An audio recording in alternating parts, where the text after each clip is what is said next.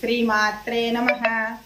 ఈరోజు వీడియో ఏ నామాన్ని జపిస్తే ఏమి ఫలితము వస్తుంది ఈ వీడియోలో చూద్దామండి. మనము ఇప్పుడు వీడియోలకు వెళ్ళిపోదాం. శ్రీరామ నామాన్ని జపిస్తే జయము కలుగుతుంది. దామోదరిని జపిస్తే సకల బంధముల నుంచి విముక్తి పొందుతాము. కేశవాన్ని స్మరిస్తే అనేక నేత్ర వ్యాధులు మటిమాయము అవుతాయి. నారాయణ అని జపిస్తే సకల సర్వగ్రహాల దోషాలు సమసిపోతాయి. మాధవ అని స్మరిస్తే అనుకున్న పనులు నెరవేరుతాయి. అచ్యుత అని స్మరిస్తే తీసుకున్న ఆహారమే ఔషధంగా పనిచేస్తుంది.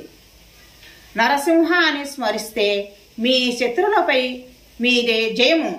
అదే నరసింహ అని స్మరిస్తే సకల భయాల నుంచి విముక్తి పొందుతారు.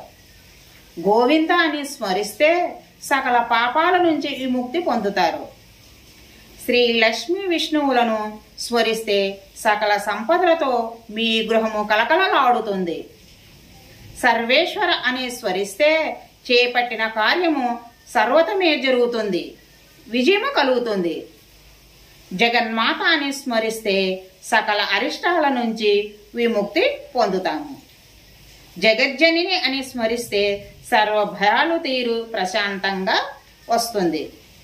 కృష్ణ కృష్ణ అని స్మరిస్తే కష్టాలు తొలగుతాయి. శివ శివ అని స్మరిస్తే సకలము దరి చేరుతాయి. మనం ఈ వీడియోలో ఏ నామాన్ని జపిస్తే ఏం ఫలితం వస్తుందనేది చూసాం కదండి. మనం నెక్స్ట్ వీడియోలో కలుసుకుందాం.